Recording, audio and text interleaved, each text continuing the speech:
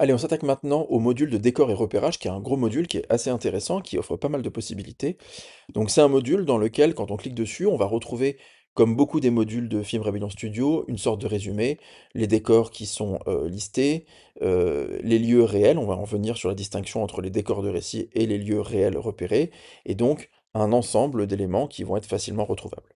Donc ce qu'on va faire, c'est qu'on va revenir sur notre dépouillement, parce qu'on avait tout à l'heure parlé de dépouillement dans une vidéo précédente, et donc c'est le moment encore une fois de l'utiliser. On va envoyer tous les décors dépouillés vers le module de décor. Donc là, il détecte qu'il n'y a aucun décor qui est en place. Si jamais un décor est en place, automatiquement il précisera qu'il existe déjà, et il fera en sorte de te proposer de le mettre à jour. Donc on vérifie, on a bien tous nos décors, je valide le transfert, et je me retrouve maintenant sur décor et repérage, où je vais avoir tous mes décors qui sont ici, aucun lieu réel, et ça on va y revenir, mais tous mes décors qui sont ici, que je peux trier soit par alphabet, soit par ordre de séquence. D'accord? Donc ça dépend vraiment de ta volonté, de ton travail, de ta façon de fonctionner. Si jamais je veux supprimer des décors, admettons, il y a quelques décors qui, je sais pas, il y a une erreur ou quoi que ce soit, ou même un décor multiple, je supprime, je fais supprimer la sélection, et il va me demander si je suis sûr de vouloir supprimer, parce qu'on va supprimer tout ce qui concerne ces éléments-là. Ça me permet d'ailleurs de te montrer que si on retourne sur le dépouillement ici, et que je veux, c'est pas ici, c'est là, envoyer les décors, il va me dire tous ces décors existent déjà, par contre là, nouveau décor. Donc on peut les mettre à jour, on peut ignorer, on peut ne pas remplacer, on peut faire tout un tas de choses. En tout cas, l'objet, le module est conçu pour analyser et détecter tous les différents éléments de ton dépouillement.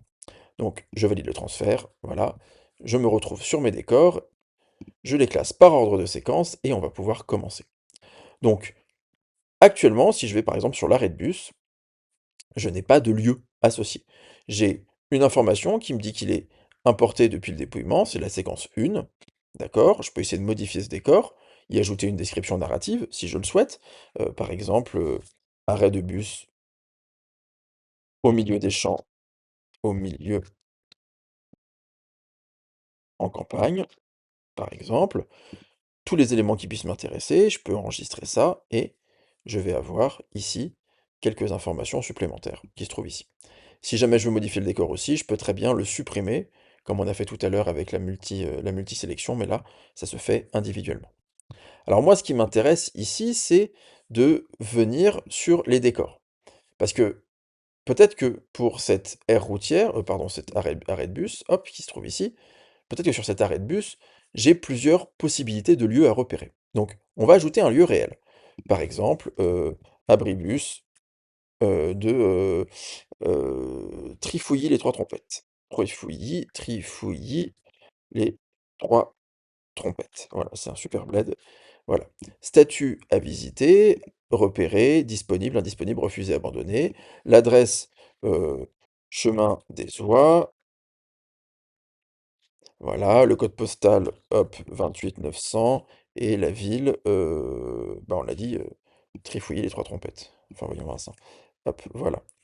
Le pays, si j'ai besoin de préciser. S'il y a un contact de lieu, typiquement, là on est sur quelque chose qui se passe dans la rue, mais vous êtes dans un appartement, vous avez besoin de contact, vous mettez les fonctions. Vous pouvez spécifier la structure, si par exemple c'est une société de location de décors parce que vous êtes dans un studio de tournage, et ben vous allez mettre les infos. Si c'est un propriétaire, vous mettrez tout ça. D'accord?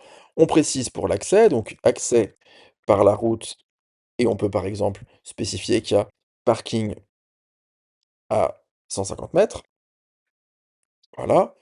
Est-ce qu'il y a l'électricité? Est-ce qu'il y a besoin? Est-ce qu'il y a des contraintes sonores? Passage du train toutes les 35 minutes.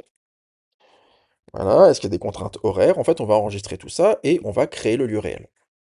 Ce lieu réel, il peut même être composé de différents espaces. On y reviendra, mais admettons, on va retourner au décor, on va créer un lieu qui va être un lieu plutôt d'habitation. Donc, on va ajouter un lieu réel qu'on va appeler appartement, appartement des Lilas. Hop, comme ça. Que son statut, je lui mets une adresse, donc de rue des Charmes, hop, 75 Paris, hop, voilà, donc on remplit ça, on met Tom Durand qui est le responsable, il a un rôle, c'est le gestionnaire. Voilà, on va vraiment documenter tout ça. On va mettre les informations d'accès, je crée le lieu, et ce lieu-là, hop, qui se trouve ici, l'appartement des Lilas, je peux y ajouter des espaces. Par exemple, la cuisine, étage, rez-de-chaussée, où je vais ajouter des informations techniques, des contraintes. Je crée l'espace. Mais dans l'appartement des Lilas, je suis aussi très intéressé par la chambre d'enfant, hop, qui elle est au deuxième étage, que c'est un gros appart, avec les différents éléments.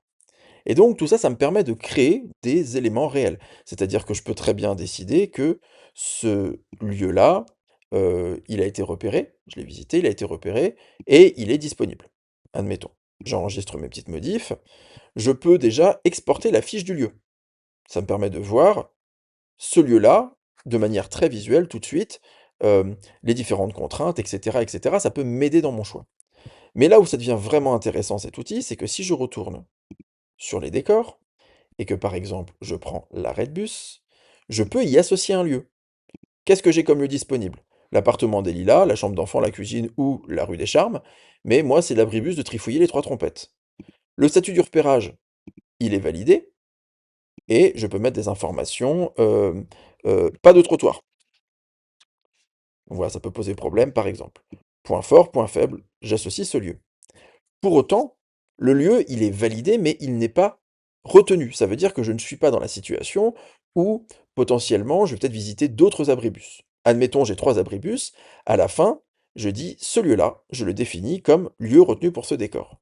Et là, c'est validé, c'est-à-dire que j'ai dans mes décors un lieu réel, j'ai 16 décors, j'ai 2 lieux réels, et ici, j'ai un lieu qui est validé, qui est véritablement retenu. Et ce qui est intéressant, c'est que je peux exporter tout ça. Je vais pouvoir exporter les différents éléments. C'est que là, l'abribus trifouille des trois trompettes, il est à telle adresse, avec telle contrainte, avec telle séquence, etc., etc.